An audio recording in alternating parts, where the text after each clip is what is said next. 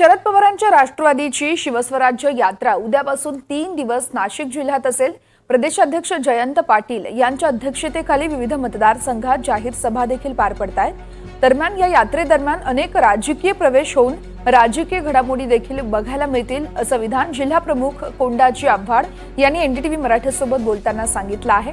तर ठिकठिकाणी शहरात अजित पवारांच्या राष्ट्रवादीचा गद्दार म्हणून उल्लेखही केलेले होर्डिंग्स हे बघायला मिळत आहेत, त्यामुळे ते चर्चेचा विषय ठरत आहेत। यासोबतच नाशिक जिल्ह्यातील 15 पैकी 10 जागांवर शरद पवार गटानं दावा करत वरिष्ठांकडे अहवाल सादर केल्यानं महायुती पाठोपाठ आता महाविकास आघाडीमध्ये देखील जागा वाटपावरून पेच निर्माण होण्याची चिन्ह आहेत।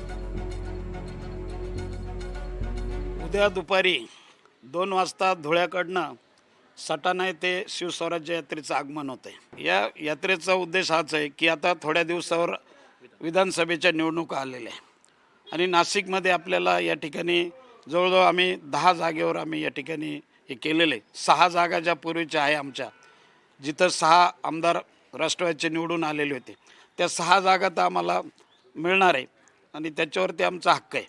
पण नाशिक येथे आम्ही नाशिक मध्य आणि नाशिक पूर्व किंवा पश्चिम या 2 पैकी 1 अशा 2 जागेवर आम्ही दावा केलेला आहे।